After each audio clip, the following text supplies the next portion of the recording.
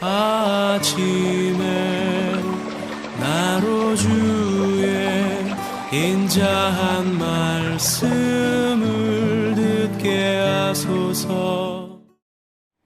성도 여러분 안녕하세요. 토요일입니다.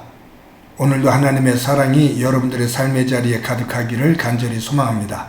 말씀 한 국 봅니다. 고린도후서 5장 17절부터 21절까지 봉독해 드립니다.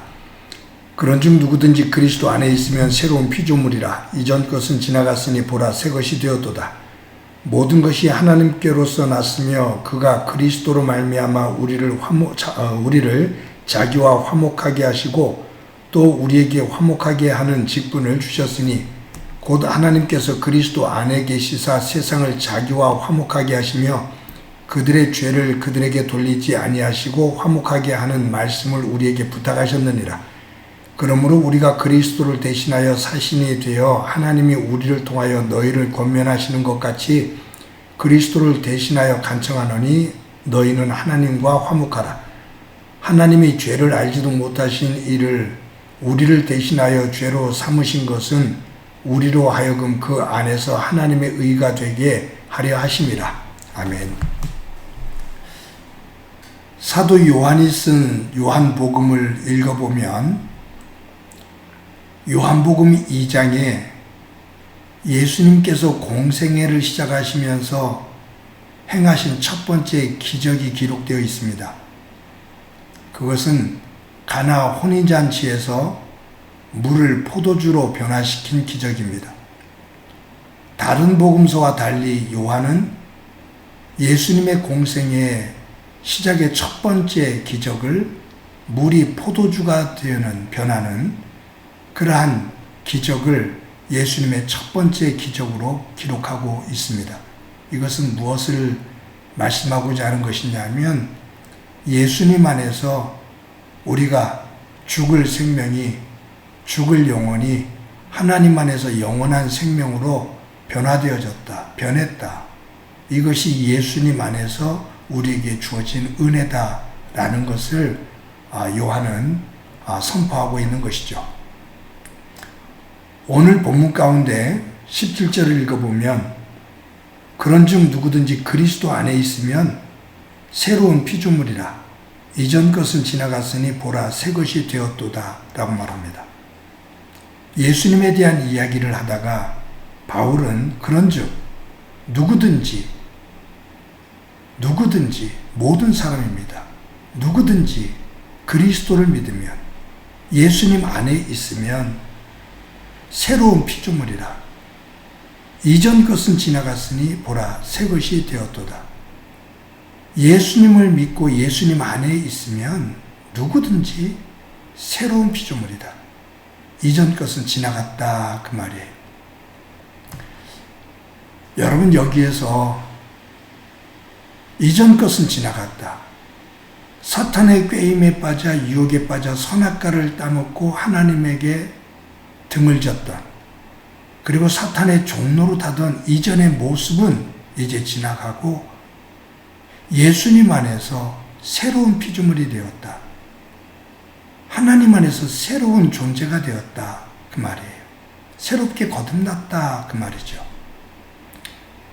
근데 제가 이 본문을 읽으면서 또 묵상을 하면서 새로운 피조물이 된 것, 그것에 대한 강조도 좋지만 제 마음에 다가온 단어는 화목입니다. 예수님 안에서 새로운 피조물이 된 우리에게 18절, 19절, 20절에서 계속 강조하면서 나오는 단어가 화목입니다. 새로운 피조물이 되었으니 이제 하나님과 화목해야 된다. 새로운 피조물이 되었으니 이제 이웃들과 화목해야 된다. 예수님 안에서 새로운 피조물이 되었으니 그 화목을 전하는 자가 되어야 된다. 그 말이에요. 여러분, 하나님께서 천지를 지으시고 아담과 하와를 지으신 다음에 짝을 줘주지요. 가정을 이루게 하셔요. 그러면서 보시기에 심히 좋았더라 라고 말씀하셔요. 여기 화목이라는 의미는 서로 뜻이 맞고 정다운 상태, 서로 조화를 이루고 있는 아름다운 상태를 말합니다. 하나님께서 온 천지를 지으셨을 때 보시기에 심히 좋았더라. 이것이 화목의 단계, 과정이에요. 상태지요? 이것이 안식의 상태입니다. 모든 것이 조화를 이루는, 깨어짐이 없는, 모난 곳이 없는, 모두가 질서 있게 조화를 이루는 모습이에요. 근데 이곳에 사탄이 들어와 아담과 하와를 유혹하죠. 아담과 하와가 사단의 유혹에 넘어가서 선악과를 따먹습니다. 그 불순종으로 인해서 그 조화, 그 화목했던 관계가 깨어져요. 하나님과 동행하던 그들이 하나님을 두려워하면서 숨게 됩니다. 하나님께서 하와를 지어서 아담에게 데려오셨을 때 아담은 하와를 보면서 내 뼈 중에 뼈고 살 중에 살이라고 말했거든요. 이 말은 제 표현으로 한다면 네가 곧 나고 내가 곧 너다라는 말이에요. 우리는 하나다 그 말이에요. 내가 너고 네가 나다. 네가 내 안에 내가 네 안에. 이것이 아담이 하와에게 고백한 고백이에요. 그런데 선악과를 따먹은 이후에 아담은 바로 핑계를 댑니다. 하와가 따먹겠습니다. 하와를 원망하는 거죠. 하나님과의 관계도 깨지고 하와와의 관계도 깨집니다. 즉 사람과의 관계도 깨지고 하나님과의 관계도 깨져요. 근데 예수님께서 이 땅에 오셔서 십자가의 죽음을 통해 우리의 죄를 씻겨주시고 우리를 하나님 앞에 온전히 새롭게 세우셔요. 우리의 죄를 씻기신 그리스도의 피, 그 은혜로 인해서 우리가 하나님과 화목하게 회복이 됐다 그 말이죠.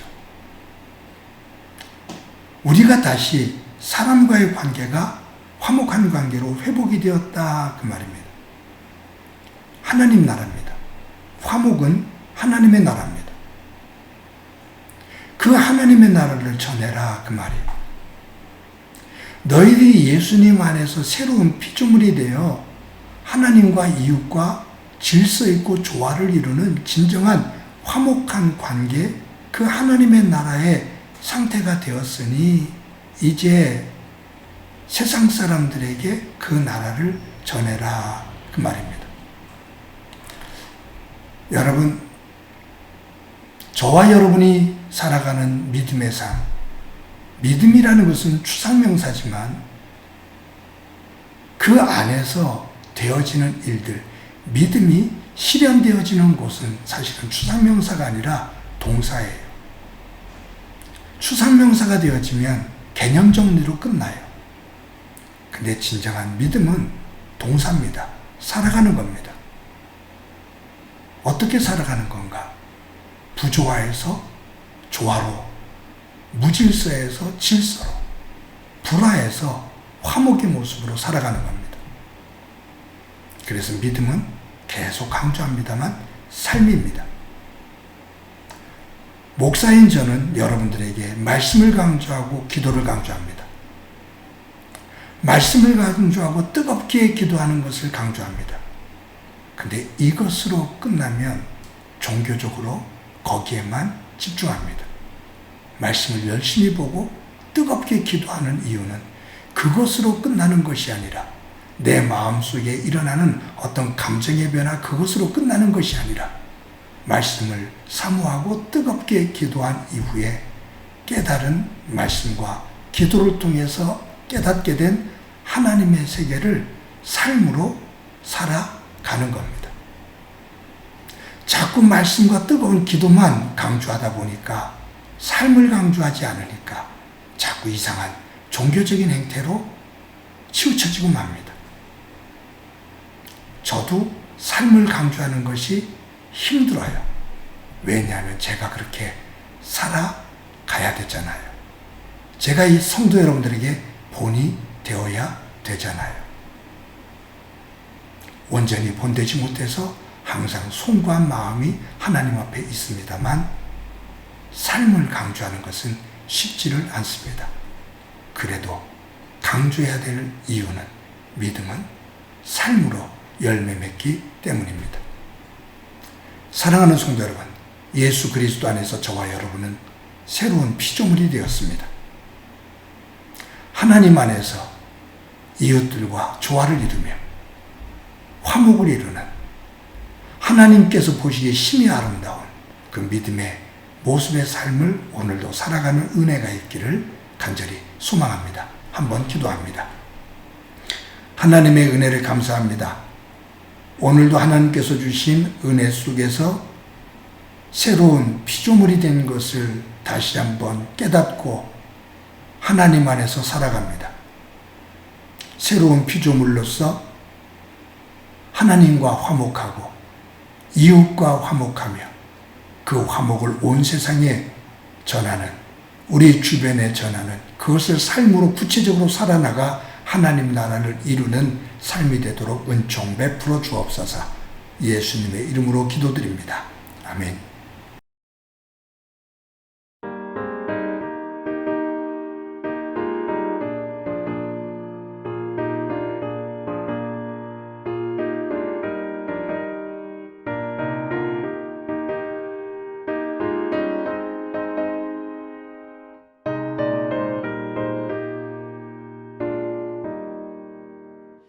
우리가 지금은 나그네 되어도 화려한 천국에 머자 나가리니 이 세상 있을 때 주 예수 위하여 끝까지 힘써 일하세. 주 내게 부탁하시네. 천사도 화목해 하라시 구주의 말씀을 온 세상 널리 전하세. 주 예수 말씀이 온 세상 만민들 흉악한 죄에서 떠나라 하시니 이 말씀 듣고서 새 생명 얻으라. 이 기쁜 소식 전하세. 주 내게 부탁하시니 천사도 응모하겠네. 화목해 하라시 구주의 말씀을 온 세상 널리 전하세.